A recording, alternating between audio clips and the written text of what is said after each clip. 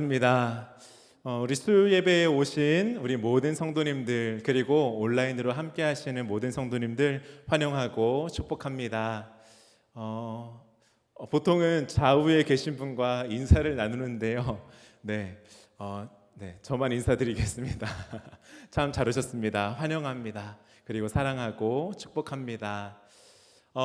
우리가 지난주부터 이 세상 기독교 승리의 발자취라는 책을 가지고 함께 수요 신앙 강좌를 진행하고 있습니다. 오늘은 두 번째 시간인데요. 오늘 주어진 이 시간 함께 나누는 내용을 통해서 하나님이 우리에게 말씀하고 싶은 것이 무엇일까? 우리가 이 시대를 살아가며 그리스도인으로서 회복해야 하는 것이 무엇인가를 같이 나누는 참 은혜로운 시간 되기를 바랍니다. 우리 먼저 말씀 한 구절을 읽으면서 강의 진행하도록 하겠습니다. 사도행전 20장 24절 말씀인데요. 같이 한번 읽어보도록 하겠습니다. 같이 읽겠습니다. 시작. 내가 달려갈 길과 주 예수께 받은 사명 곧 하나님의 은혜의 복음을 증언하는 일을 마치려 하면은 나의 생명조차 조금도 귀한 것으로 여기지 아니하노라. 아멘. 이 말씀이 오늘 강의와 참 잘 어울리기도 하고요. 그리고 제가 오늘 강의를 준비하면서 제 마음속에 계속 맴돌았던 말씀이었습니다.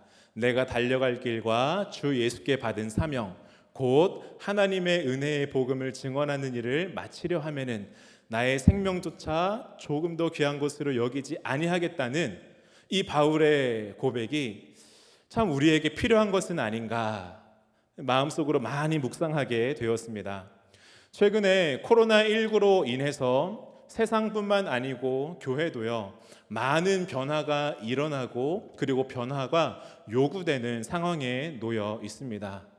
이 시기를 지나면서 과연 세상은 어떻게 변화할 것인가, 그리고 교회는 어떤 변화의 요구를 맞닥뜨리고 그 변화를 이루어 나아가야 하는가, 참 여러 생각들이 들게 되었습니다. 혼란한 요즘을 지내는 것 같아요. 그냥 살기만으로도 참 버거운데 이 코로나19라는 변수가 들어와서 더 힘들게 하는 요즘인 것 같습니다. 이와 같은 시기를 지나면서 저는요, 최근에 읽었던 두 권의 책을 통해 참 많은 유익을 누리고 있습니다. 한 권의 책은 존 파이퍼 목사님이 쓰신 코비드19라고 이제 우리나라 말로 코로나19라고 이제 번역되어 나왔는데요. 그 책을 통해서 참 많은 유익을 누리고 있어요. 그 책의 내용은 크게 이러합니다. 비록 이 땅 가운데에 코로나19라는 아주 심각한 전염병이 찾아왔고 그로 인해서 세상이 많은 어려움을 겪고 있습니다. 하지만 그러함에도 불구하고 하나님은 코로나19라는 질병도 하나님의 주권 아래에 있다는 것을 우리는 믿고 참된 반석이신 하나님을 바라보아야 합니다. 그 하나님을 의지해야 합니다라는 책이었습니다. 이 책을 보면서요, 참으로 신학적으로 지금 코로나19로 어려운 세상을 볼 수 있는 이 시각을 열어주는 것 같아서 참 많은 유익을 누리고 있어요. 그리고 또 한 권의 책이 저에게 참 많은 유익이 되고 있는데요, 바로 오늘 우리가 함께 나눌 책입니다. 기독교 승리의 발자취라는 책이고요, 로드니 스타크가 쓴 책이에요. 이 책은요, 이 기독교 교회의 역사 전반을 그 기독교가 어떻게 걸어왔는지 발자취를 하나씩 추적해 나아갑니다. 그러면서요, 이 땅의 기독교가 어떻게 성장했고 어떻게 세상 가운데에서 승리하게 되었는지를 보여주고 있습니다.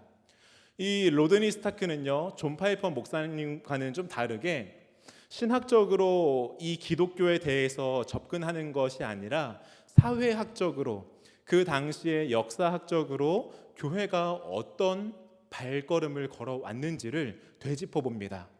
그런 의미에서 오늘날 교회가 어느 발자취를 밟아왔고 밟아가야 할지를 잘 알려줄 수 있는 책이 바로 이 기독교 승리의 발자취라는 책. 그래서 요즘 이 두 권을 통해서 저 스스로는 참 많은 유익을 누리고 있는데 이 유익을 우리 성도님들과도 함께 나누고 싶습니다. 이 지난주에 전인하 목사님을 통해서 처음 이 책의 내용을 가지고 강의가 진행되었습니다. 성탄전야라는 주제를 통해서요. 예수님이 태어나시기 전에 그리스 로마의 이 시대의 배경이 어땠는가, 특히 그 시대의 종교적인 상황이 어땠는가를 함께 나누었습니다. 그 당시 종교적인 상황이 어땠습니까? 이 다양한 사람들과 다양한 문화가 이 그리스와 로마 제국에 어우러져 있었습니다. 그만큼 다양한 신에 대한 숭배도요 그들 가운데에 있었어요. 그래서 서방을 보면은 다신교 숭배 사상이 있었고, 동방에서부터 유일신교에 대한 사상, 그리고 유대인들도 유일신에 대한 믿음이 있었죠.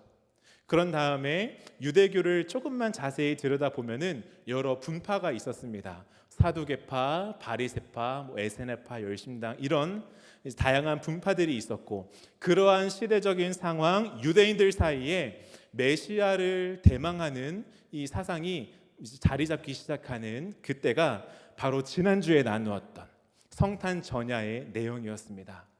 그런가 하면은 오늘은요, 이 거대했던 로마 제국이 있었는데 어떻게 이 로마 제국이 기독교화 되었는지를, 그 기초가 무엇이었고 기반이 무엇이었는지를 보여주고 있는 내용이 바로 오늘 함께 나눌 내용이에요. 이 내용을 크게 네 가지로 구성할 수 있는데요. 나누어드린 강의 안에도 보시면은 이렇습니다. 예수님에 대한 이야기, 그리고 초대교회가 세워졌고 그 초대교회를 구성했던 사람들 중에 우리가 주목해 봐야 할 부류의 사람들이 있는데, 그 사람들, 특권층이라고 불리는 사람들, 그리고 마지막으로 선교입니다. 오늘 이 네 가지의 이야기를 통해서 오늘 하나님이 우리에게 말씀하고 싶어 하시는 게 무엇일까? 우리가 다시금 기억하고 그리스도인으로서, 교회로서 회복해야 할 모습이 무엇인가를 되새기는 시간 되기를 간절히 소원합니다. 먼저 첫 번째로 인간 예수입니다. 이 인간 예수를 보면은요, 예수님에 대한 기록을 먼저 찾아보는 거예요. 예수님에 대한 기록으로 어떤 기록이 있을까 쭉 찾아보는데요, 참으로 아쉽게도 당시 그 1세기에 살았던 일반 역사가들이 예수에 대해 기록해 놓은 내용이 많았을까요? 적었습니다. 네, 이 90년대쯤에 요세푸스라는 사람이 한두 번 예수님에 대해 언급한 기록이 있고요. 그로부터 20년쯤이 지나서 110년경에 타키투스라는 역사학자가 예수님에 대해서 몇 문장 남겨놓은 기록이 일반 역사 속에서 찾을 수 있는 예수님에 대한 기록이었습니다. 그렇다면은 이 예수님에 대한 그 이해를, 예수님에 대한 사실을, 그 설명을 우리가 어디에서 얻을 수 있을까요? 자연스럽게 복음서에서 얻을 수 있습니다. 예수님에 대해서 기록하고 있는 복음서, 마태, 마가, 누가, 요한, 이 4복음서를 통해서 예수님에 대해서 이제 알 수 있게 되는 건데요. 다른 데에서는 찾을 길이 없는 거예요.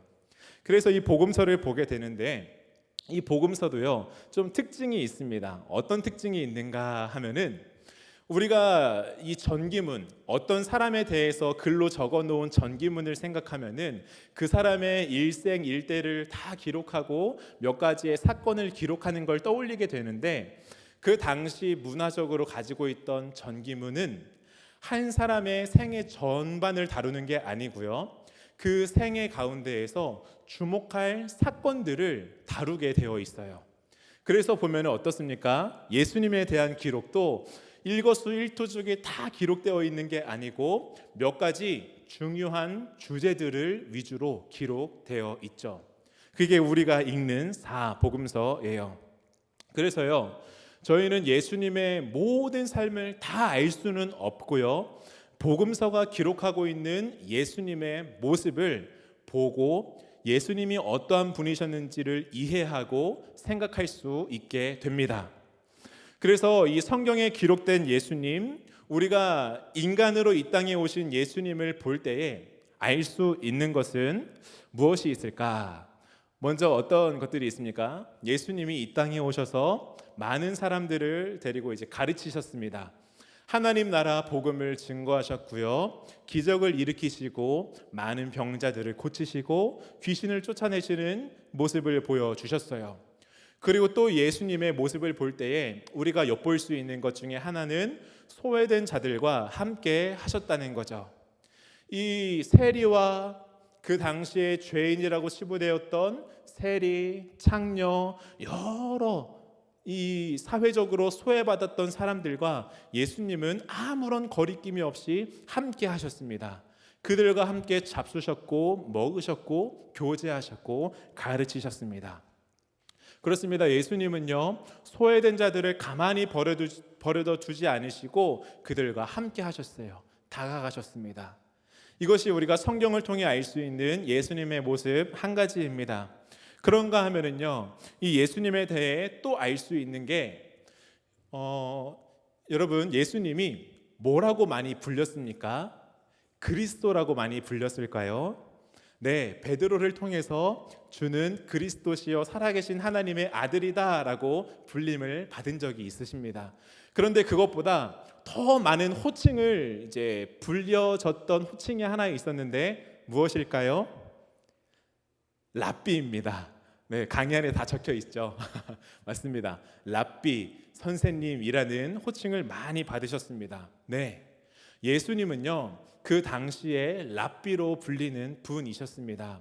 어떤 이들은 예수님을 딱 떠올리면은 목수였을 것이다 라고 생각을 하는데요, 사실상 이 목수라는 기록을 보면은 이 마가복음에 딱 한 번 나오는 것 제외하고는 예수님은 목수라고 불린 적이 없습니다. 오히려 랍비라는 표현을 참 많이 들으셨죠. 그래서 이 랍비를 보게 되면은요, 랍비는 어떤 사람이었는가? 그냥 랍비가 되는 게 아니었습니다. 랍비 교육을 배우고요, 율법을 공부한 사람들, 랍비에게 이 여러 학문적인 지혜들을 전수받아서 랍비가 되는 사람들이 바로 랍비였습니다. 예수님도요, 인간으로 이 땅에 오지 않으셨습니까? 예수님이 그냥 랍비가 되신 게 아니었을 거예요. 예수님도요, 교육을 받으셨을 겁니다. 그래서요, 이 율법을 배우시고 여러 가지 그 당시에 널리 통용되고 있던 지혜들을 습득하시는 거죠. 그리고 이제 여기에 덧붙여서 한 가지 설명을 드리자면은, 예수님을 보면서 그럼 목수라고 하면 안 되느냐? 그렇지 않습니다.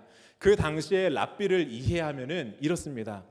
랍비라는 이 직분은요, 오늘날 교사와 같이, 교수와 같이, 목사와 같이 하나의 직업으로서 있는 게 아니라 이 랍비를 하면서 다른 생계를 유지할 수 있는 직업을 하나 정도는 다 가졌다라고 합니다. 그렇게 볼 때에 예수님은 랍비이시면서 동시에 목수의 일을 하실 수 있었다라는 이해가 가능합니다. 예수님은요, 이 랍비로서요, 교육을 받으시는 분이셨죠. 그래서요, 어떤 교육을 받았을까 상상해 볼 수 있어요. 성경에는 기록되어 있지 않고 세상 역사에도 기록되어 있지 않지만 예수님이 교육을 받으셨을 텐데, 아마 지역에 있는 무명의 랍비로부터 교육을 받으셨을 수 있습니다. 그렇다면 그 교육을 받는 교육비는 어디에서 나왔을까요? 땅에서 나오는 게 아니죠. 네, 부모님을 통해서 나왔을 것이라고 생각을 할 수 있어요. 자연스럽게 생각하는 거예요.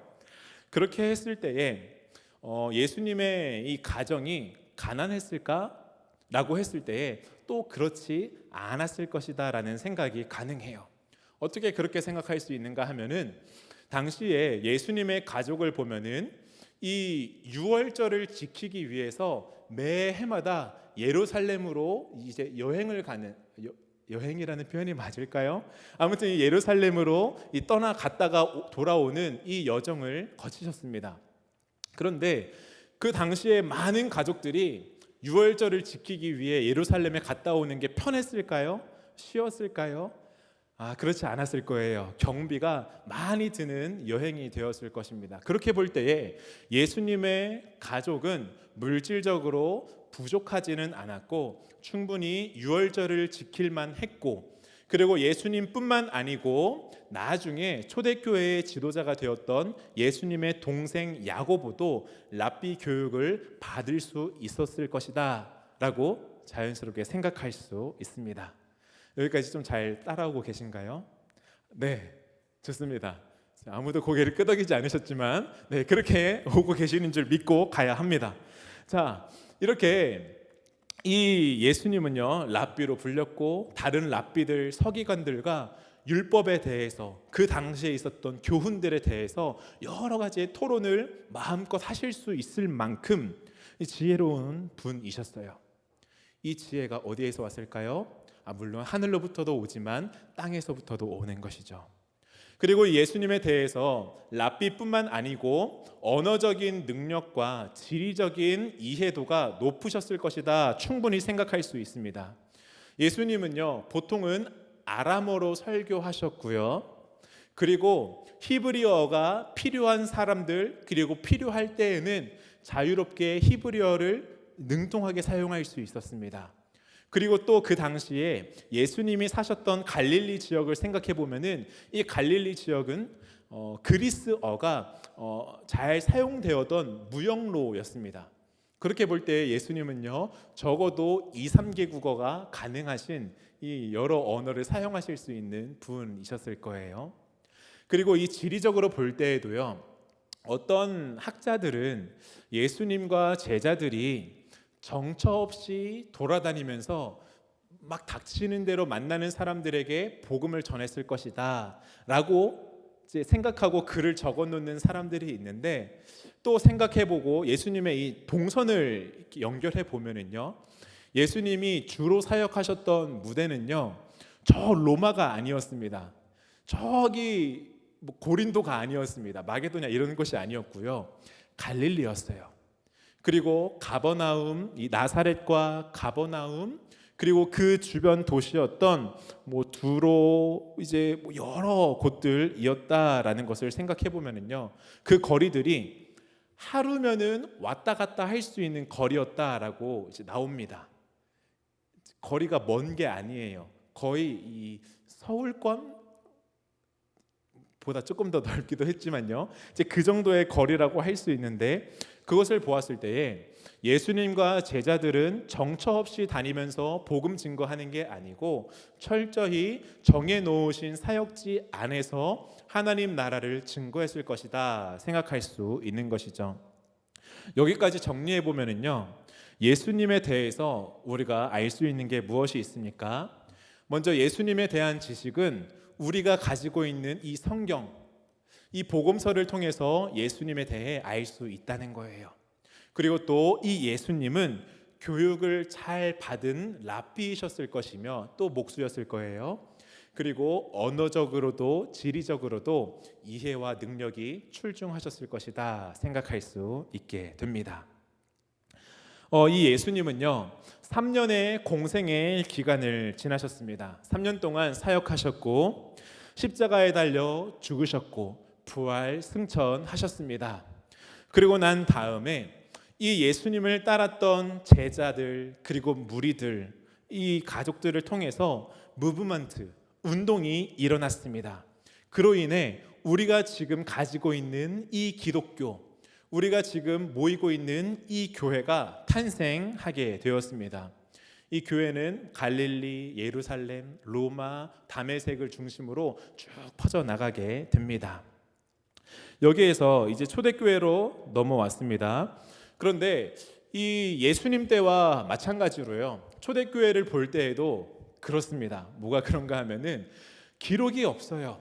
이 초대교회 자체에 대한 기록이 없다라기보다는 예수님이 부활 승천하신 다음에 사람들이 성령의 능력을 입고 이제 교회로서 만들어지게 되지 않습니까? 우리가 잘 알고 있는 사도행전 2장 이하의 내용입니다.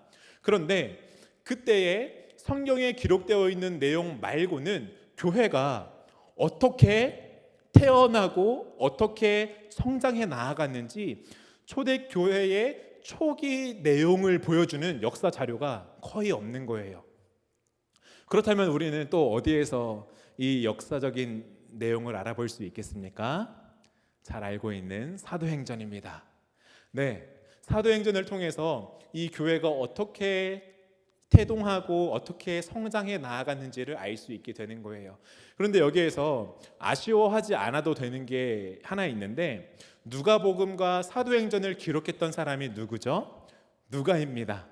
이 누가가요, 이 누가복음과 사도행전을 기록할 때에 그냥 막 기술한 게 아니고요, 이 내용들과 이 문체, 사용했던 단어들을 보면은 어떤 내용, 어떤 문체, 어떤 단어들을 가지고 있는가, 그 당시에 문학가나 역사가와 견주었을 때에 전혀 부족하지 않은 이 표현력을 가지고 있는 그 사람이 바로 누가였습니다. 그 누가가 기록한 교회의 이야기가 바로 사도행전에 있는 거예요. 이와 같이 우리는 초대교회의 초기의 태동을 사도행전을 통해서 엿볼 수 있는데요. 그런데 저희가 흔히 가지고 있는 오해 하나가 있습니다.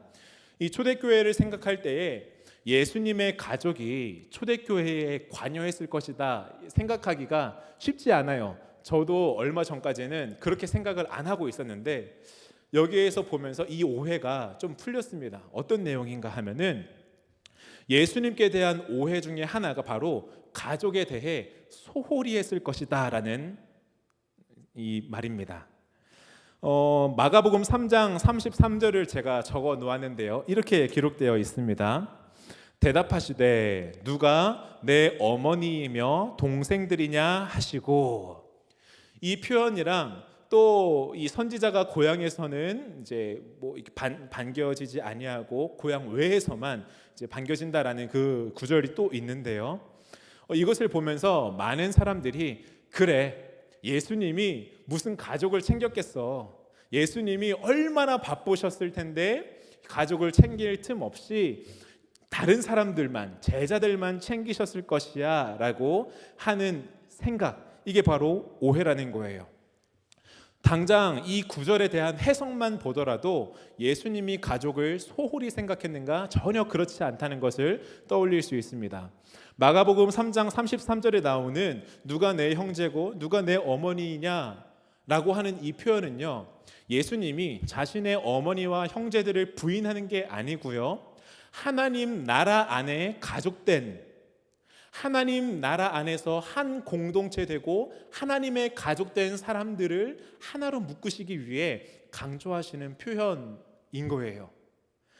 그래서 이 해석은요, 일찌감치 그 당시에 있었던 신학자들도 이걸 보면서 이건 오해하면 안 된다, 이거는 예수님이 가족애를 버린 게 아니고 가족을 소중하게 생각하시면서 동시에 하나님 나라 가족된 자들을 한데 묶으시기 위해 말씀하신 비유다, 수사학적인 표현이다 라고 말하고 있는 거예요. 잘 아시겠죠?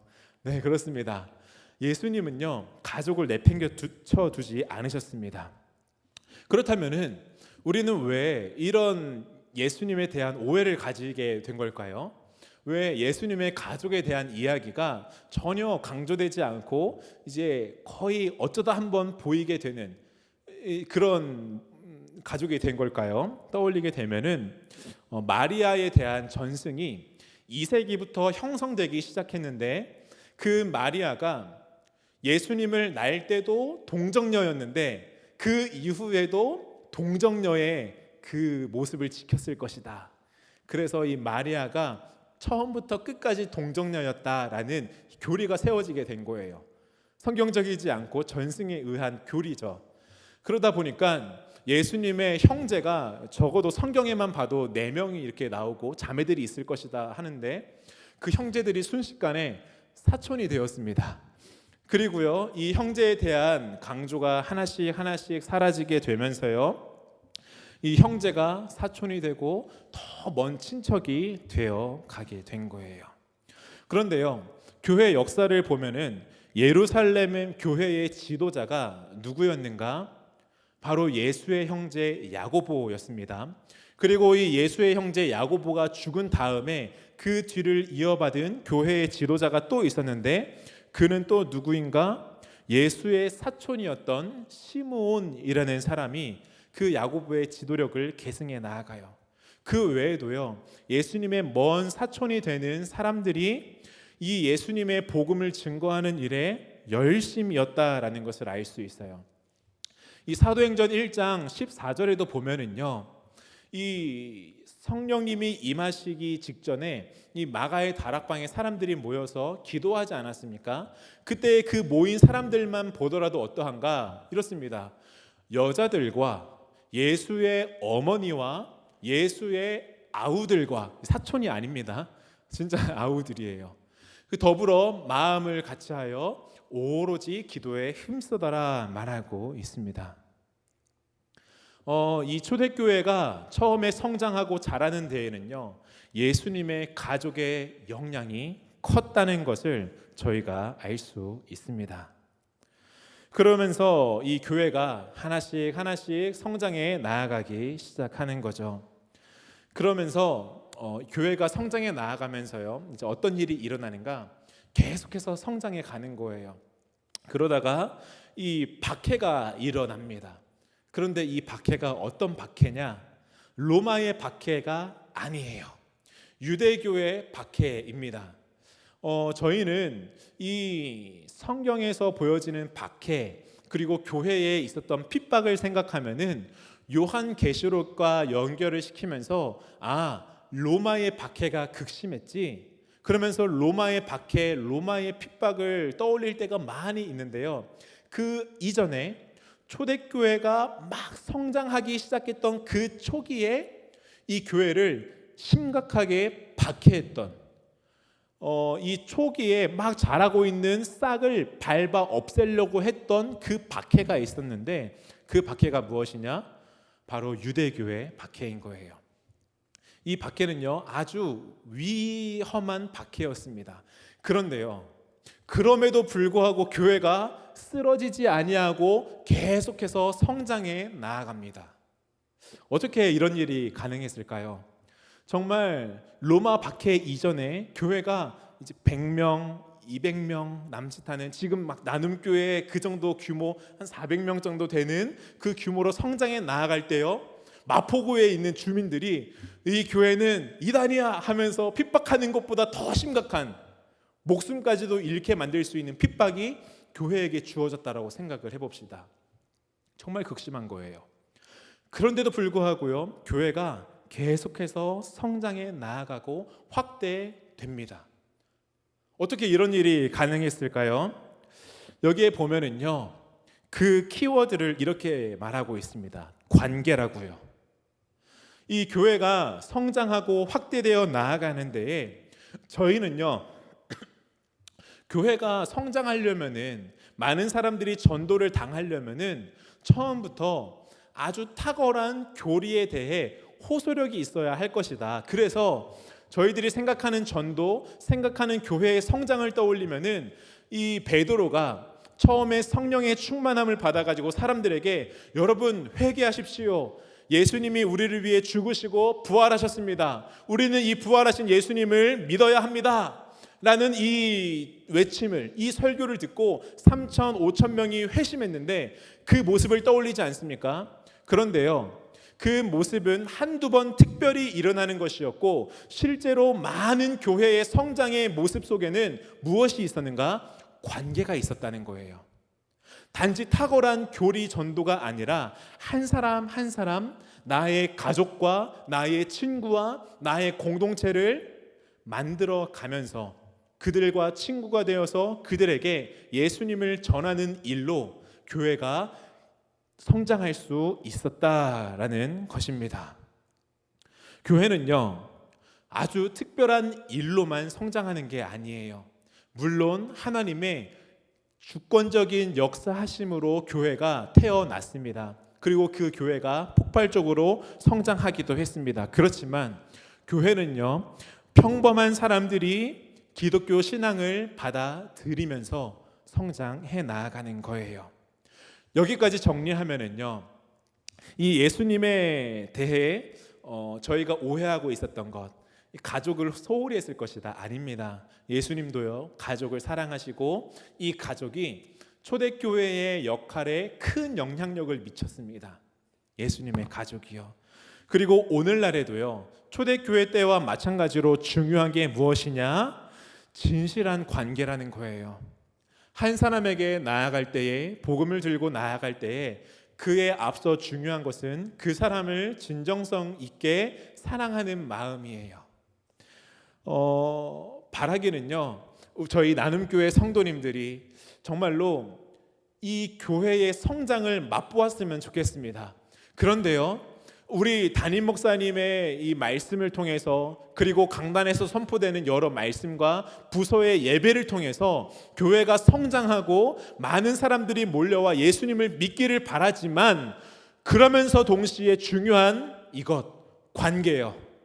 한 사람 한 사람이 나의 가족, 내 주변에 있는 사람을 사랑으로 끌어안으면서 그들에게 예수님을 제시함으로, 예수 그리스도의 복음을 증거함으로 이 교회가 성장하는 것을 맛보는 저희 교회 되기를 간절히 소원합니다. 이것이 오늘날 우리 교회가 회복해야 하는 모습이겠습니다. 한 사람을 사랑하는 거예요. 이와 같이요, 초대교회를 보게 되면은요, 이 관계가 굉장히 중요했습니다. 예전에 이제 제가 했던 초대교회 예배 이야기가 있었는데요. 네, 아무튼 이제 그곳에서도 이제 보면은 이 교회가 단지 예배 예전에서만 의해서가 아니라 이제 함께 식사 교제하는 것을 참 중요하게 여겼다라고 이제 말하고 있습니다. 네, 넘어가서요. 이 초대교회의 관계를 생각하면서요, 다음으로 볼 내용은 초대교회를 구성하던 사람들이 어떤 사람들이었는가 좀 살펴볼 필요가 있습니다. 초대교회는 어떤 부류의 사람들이 있었을까요? 어떤 사람들이 있었을까요? 이제 예수님이 만나셨던 그 소외된 사람들을 떠올리면서, 이 예수님을 믿어서 초대교회가 되었던 사람들의 많은 비율이 소외된 사람들이었을 것이다. 가난한 사람들, 병든 사람들, 귀신 들렸다가 고침받은 사람들이었을 것이다 생각할 수 있는데요, 그러한 사람들도 있었지만 또 다른 부류의 사람들이 있었습니다. 바로 부유한 사람들이에요. 그 당시에 소위 특권층이라 불리는 사람들도 교회 안에 많이 들어와 있었습니다. 당장에 이 예수님과 그의 제자들만 보더라도요, 예수님이 어떤 교육을 받으셨을 것이다 생각했었죠. 예수님이 랍비 교육을 충분히 받으셨을 수 있을 만큼, 그리고 유월절 때마다 예루살렘을 오가면서 절기를 지키실 수 있을 만큼 그 가정이 부유했을 것이다, 가난하지 않았을 것이다, 저희는 이제 쉽게 생각해 볼 수 있습니다. 네, 예수님만 보더라도요, 예수님이 극빈층의 그 가난한 나사렛 촌뜨기 소년 이런 게 아니에요. 막 목수 일을 해야지만 간신히 먹고 살 수 있는 사람이 아니었던 것입니다. 예수님은요, 부유한 가정에서 지내셨다 생각할 수 있어요. 그리고 이 예수님이 제자 삼으셨던 그룹들을 볼 때에도요, 이 제자들이 어떤 제자들이 있었습니까? 안드레, 야고보, 요한, 베드로, 이 어부들이 있지 않았습니까? 이 어부들을 보면서, 그래, 저 베드로, 안드레, 야고보, 요한은 이 물질을 하면서 간신히 벌어 먹었을 거야, 이런 선입견이 있을 수 있는데 또 그렇지 않아요. 성경을 보면은요, 베드로를 비롯해 이 어부들이요, 그냥 어부들이 아니었습니다. 자기의 배를 소유하고 있는 어부들이었고요, 또 다른 사람들을 이제 고용해서 같이 물고기를 잡을 수 있을 만한 사람들이었어요. 이 역사적으로 이렇게 찾아봤을 때에 이런 말도 있습니다. 베드로는 집이 두 채였을 것이다. 이제 그 갈릴리 호숫가 그리고 가버나움 이런 곳에 두 채가 있었을 것이다. 막 이런 해석들도 가능해요. 이 외에도요, 예수님을 따랐던 많은 사람들이 있습니다. 삭개오, 야이로 회당장, 그리고 아리마대 요셉, 또 여인들 중에는 요한나, 수산나 이런 사람들이 있는데요, 모두가 다 부유한 사람들이었어요. 그 당시에 특권을 가지고 있는 사람들이었습니다. 그렇다면요, 이 사람들이 왜 예수님께 헌신했을까? 왜 자신의 부유함과 자신이 가지고 있었던 그 특권을 마음대로 누리면서 자신을 위해서 사용하는 게 많은 사람들의 모습이었음에도 불구하고 이 사람들이 그리스도를 위해서 자기의 재물과 자신의 특권을 헌신했을까 생각할 수 있습니다. 그에 대한 답은요, 하나님 나라예요. 하나님 나라에 있습니다. 여기에서 저희는 하나님 나라를 두 가지로 잘 이해하고 있는데요. 먼저는 아직 임하지 않은 하나님 나라예요. 그리고 또 하나는요, 이미 임한 하나님 나라입니다. 아직 임하지 않은 하나님 나라는 어떤 하나님 나라입니까?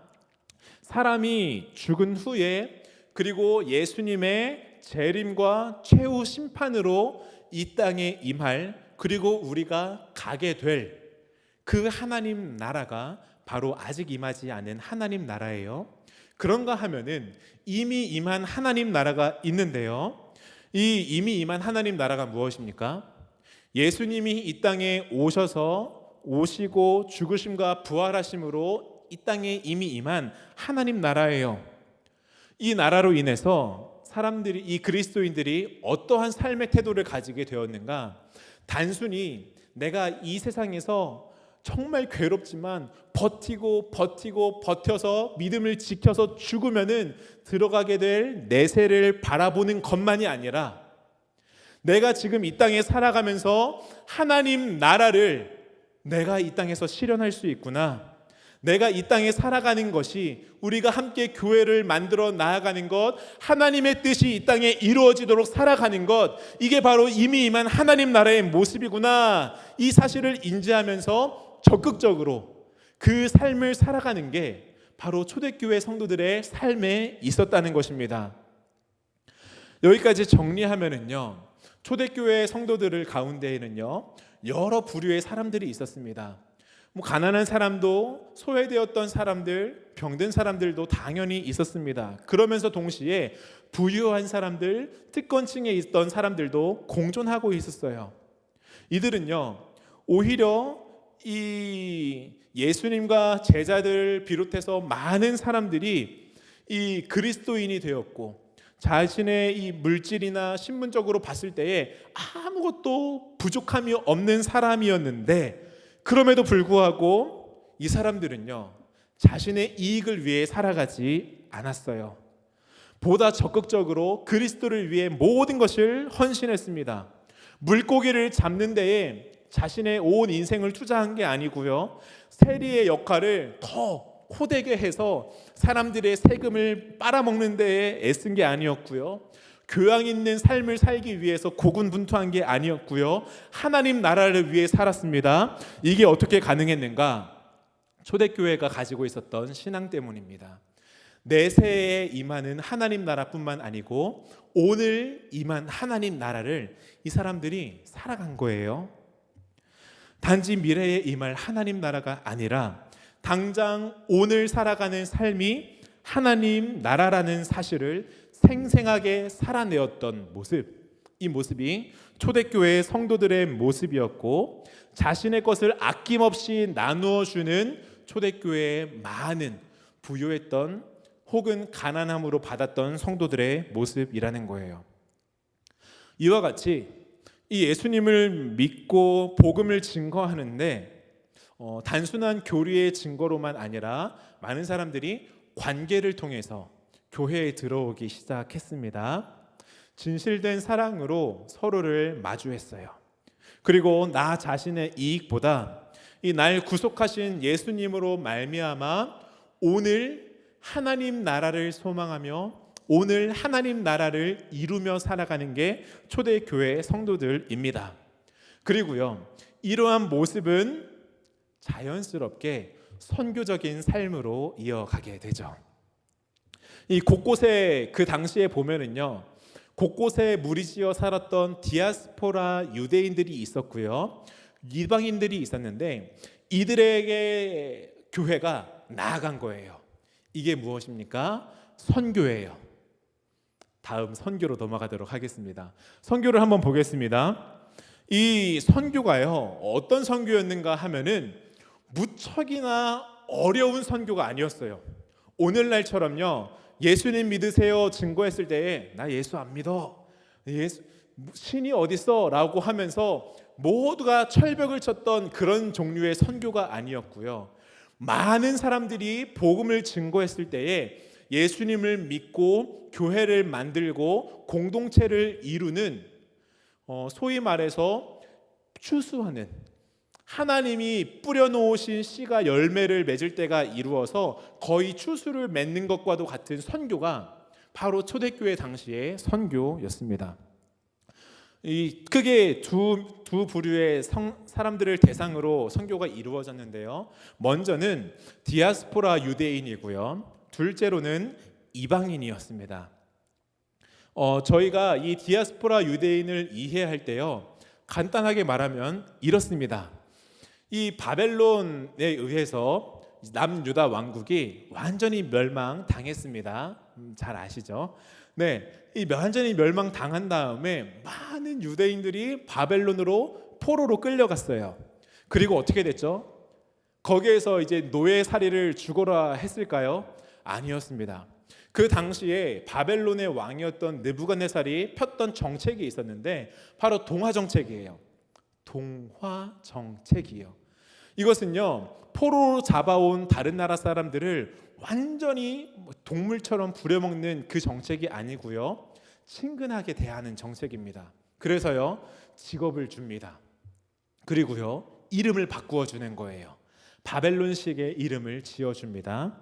그리고 많은 사람들이 이곳에 정착해서 살 수 있도록 언어를 가르치고 막 여러 가지의 환경을 조성해 줍니다. 이게 바벨론의 동화 정책이고요.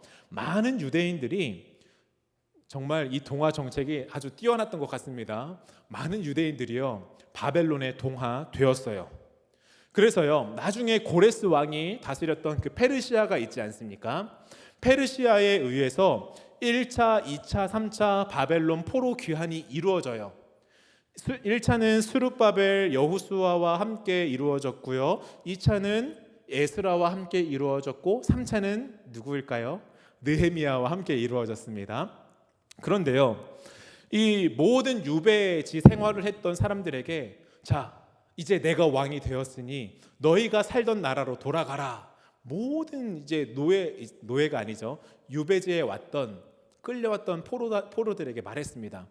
그런데요, 많은 유대인들이 돌아가지 않죠. 1차 포로 귀환 때에는요, 거의 5만 명이 돌아갔어요. 꽤 많이 돌아갔죠. 그런데요, 2차 포로 귀환 때에는 굉장히 초라합니다.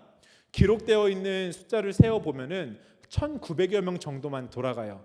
거기에서 레위인도 막 돌아가지 않으려 그래서 에스라가 레위인을 기어이 찾아가서 우리 돌아가야 합니다, 우리 성전을 회복해야 합니다 해가지고 돌아가는 게 2차 포로 귀환이었어요. 3차 포로 귀환은요, 몇 명이 돌아갔는지 기록되어 있지 않아요. 느헤미야 혼자 돌아가는 그 기록의 여정이 3차 포로 귀환이죠. 이와 같이요, 사람들이 돌아가지 않아요. 왜 그렇습니까? 바벨론에 동화되었기 때문이에요. 이미 바벨론 곳곳 지역에 이 정착을 한 거예요. 그 잘 정착해서 무리지어서 살고 있는 사람들이 누구냐? 디아스포라 유대인입니다. 이 디아스포라 유대인들이요, 오랜 세월을 이스라엘을 떠나 지내면서요, 그 지역 사람들과 통혼하고 그 지역의 여러 가지 철학과 그 종교들을 받아들이면서 하나님을 동시에 다른 이방 신들을 섬기는 이교의 철학과 우상을 같이 이제 받아들이고 이들과 같이 절충해서 살아가고 있는 사람들이 바로 디아스포라 유대인입니다.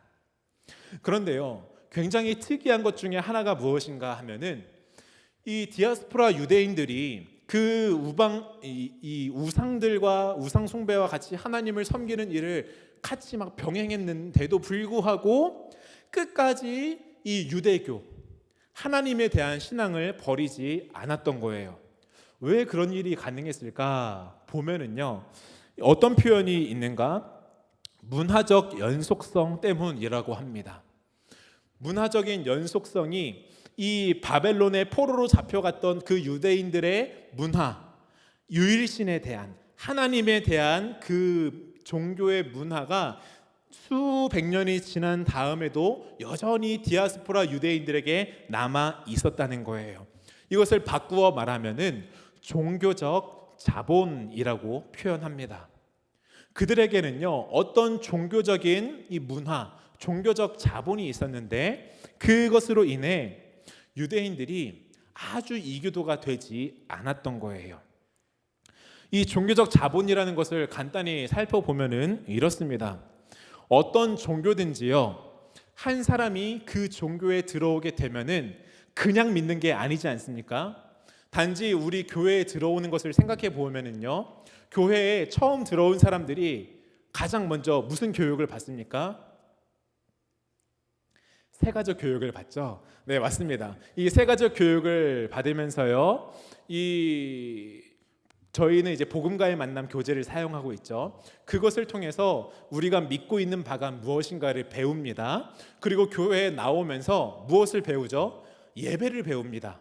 예배 본당에 와서 의자에 앉아서 경건하게 예배를 기도하는 마음으로 준비하고 사도신경을 같이 외우고요, 함께 찬양하고요, 헌금을 드리고 말씀을 듣고 기도하는 것을 배웁니다. 이게 무엇이냐? 종교적 자본이라는 거예요. 우리가 가지고 있는 종교적인 이 문화라고 할 수 있어요. 이 종교적 자본, 문화적인 연속성이 디아스포라 유대인에게 있었던 것입니다. 그래서요, 교회가 성장해 나아가면서 주변 사람들과 막 만나서 관계를 맺으며 예수 그리스도의 복음을 증거했습니다. 그런데 이 예수님의 복음을 증거하는 일을 단지 예루살렘 안에서만 하는 게 아니라 사마리아와 유대와 예루살렘과 온 유대와 사마리아와 땅끝까지 사람들이 퍼져나가게 되는 일이 있었습니다. 그게 바로 박해였죠. 유대교회 박해, 스데반이 죽고 극심한 박해가 있었을 때에 사람들이 쭉 퍼져나가는데 어디로 갔을까요? 디아스포라 유대인들을 향해서 나아간 거예요. 자신의 동족이었던 이들, 전혀 모르는 사람이 아니라 이미 알고 관계에 있었던 그 사람들과, 그리고 또 자신과 같은 문화적인 연속성을 가지고 있는 사람들에게 나아가서 관계하고 복음을 증거하는 거예요. 그 사람들이요, 이전에 있던 율법으로 구원을 받는 게 아니라 예수님을 믿으면 구원을 받는 거구나, 예수님의 죽으심과 우리를 위해 부활하셨음을 믿으면은 우리가 하나님의 자녀, 하나님의 가족으로서 이 공동체를 누릴 수 있는 거구나, 이 사실을 알게 되면서요, 많은 사람들이 그리스도인이 됩니다. 첫째로 초대교회의 선교에서요, 폭발적인 이 성장이 일어나는 데에 디아스포라 유대인의 영향이 많이 있었습니다. 그런가 하면은 이방인들도요, 그 당시에 이방인들을 볼 때에 이런 배경이 있어요. 이 디아스포라 유대인들이요, 정말 대단했던 것 같습니다.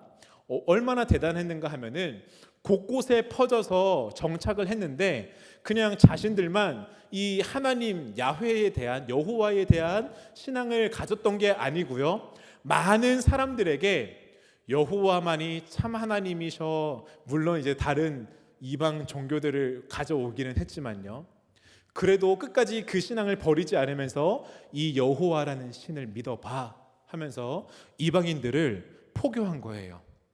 그래서 그 당시에 여러 이방인들 중에는 이미 하나님을 경외하는 자들이 있었습니다. 이미 하나님을 경외하고 하나님을 두려워하는 경건한 이방인들이 있었던 거예요. 이 사람들은요, 지난주에 살펴봤던 것처럼 이 동방 종교가 가지고 왔던 유일신에 대한 호기심이 있었고 이 유일신에 대한 믿음을 어느 정도 받아들이고 있는 사람들이었어요.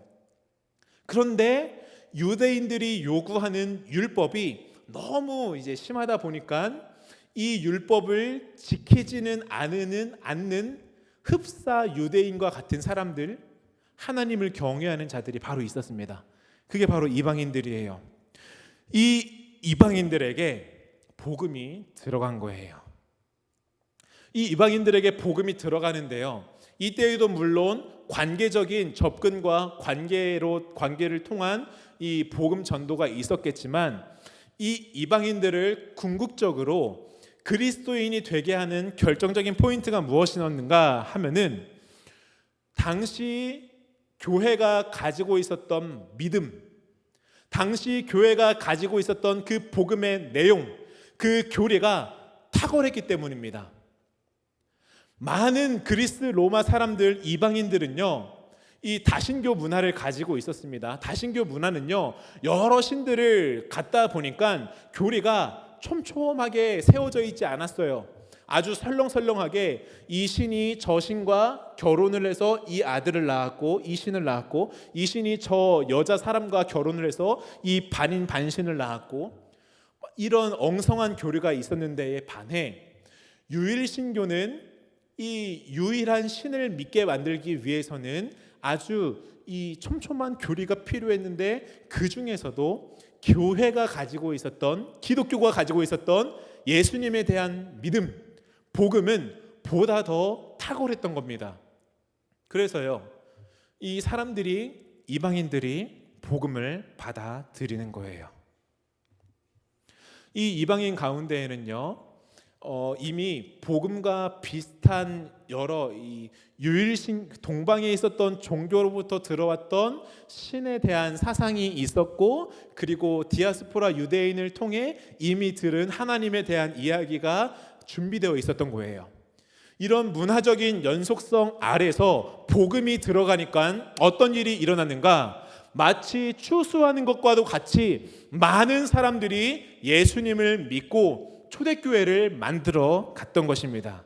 이게 무엇이냐면은 초대교회의 선교예요. 여기까지 정리하도록 하겠습니다.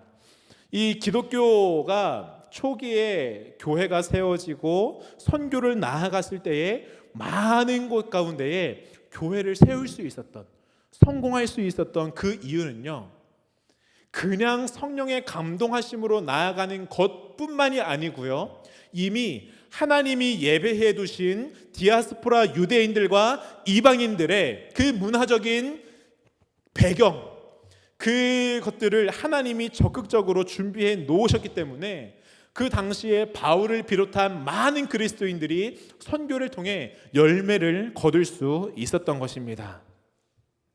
디아스포라 유대인들과 이방인들의 회심이 많이 있었습니다.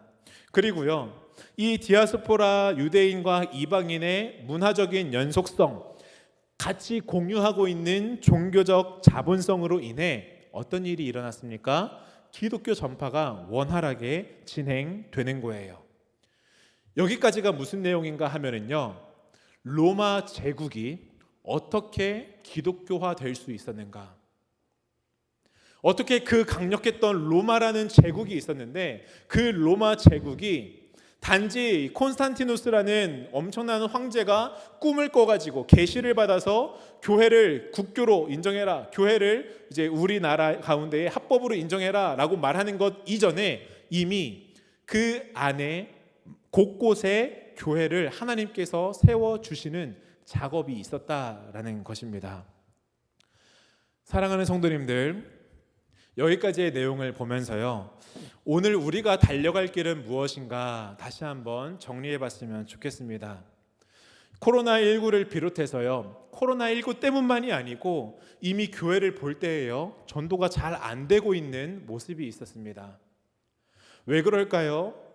저희는 이 관계라는 이 하나의 답을 좀 얻을 수 있을 것 같습니다.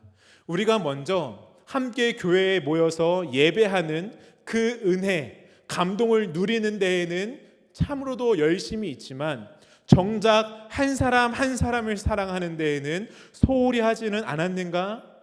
우리가 정말 이 교회가 자라나가기 위해서 중요한 하나님의 심정으로 한 사람을 사랑하는 그 마음을 놓치고 있었던 것은 아닌가? 스스로에게 질문해 봐야겠습니다.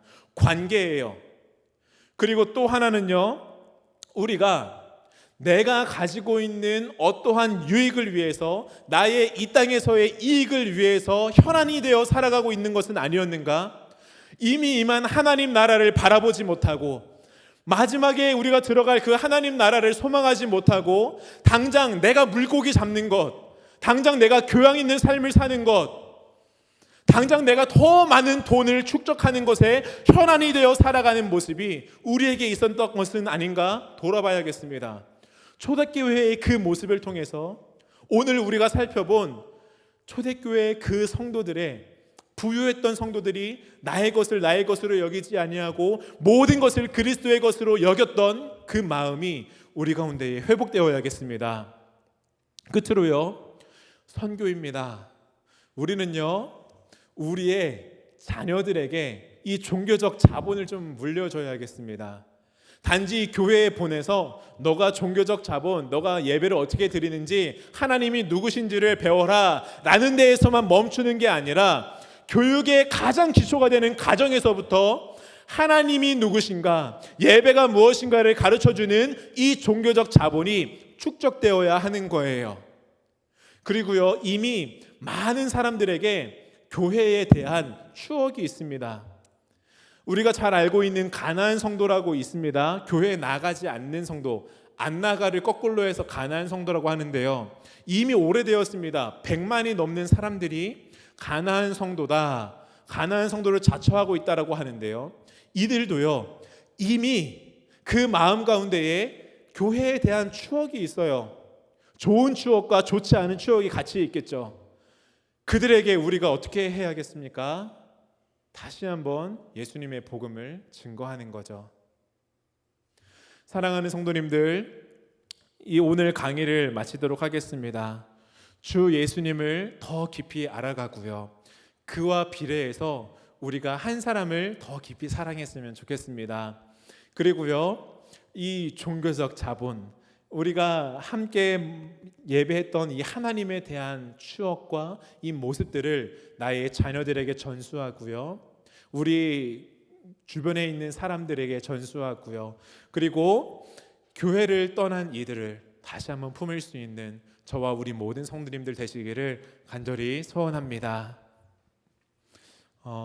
우리 함께 오늘 들은 이 강의의 내용들을 품고 같이 기도했으면 좋겠습니다. 이 강의를 준비하면서요, 제가 처음에 나누었던 사도행전 20장 24절의 말씀은요, 사도 바울이 3차 전도 여행을 다 마치고 난 다음에 이제 다시 예루살렘으로 돌아가서 복음을 증거하겠다, 그 말을 이 에베소 장로들과 함께 나눌 때 했던 고백입니다. 내가 달려갈 길과 주 예수께 받은 사명, 이 하나님의 은혜의 복음을 증거하는 일에 나의 생명을 조금도 귀한 것으로 여기지 않겠다는 이 사도 바울의 고백이요, 오늘 우리에게 참 이 고백이 필요한 것 같습니다. 우리가 달려갈 길이 어디입니까? 우리가 그리스도의 복음을 받은 자로서, 그리스도인으로서 경주를 한다 하는데, 다름질을 한다 하는데, 그 다름질의 레이스, 그 경로가 어디입니까?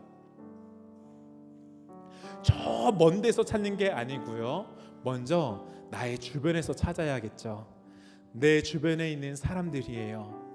내 주변에 있는 사람들에게 진심으로 예수님의 사랑으로 사랑하는 것, 이 관계의 회복이요, 관계의 회복이 우리 가운데에 회복되게 해달라고 첫 번째로 기도하고요, 두 번째로는 정말 우리의 자녀들을 품고 우리의 다음 세대를 품고 기도했으면 좋겠습니다.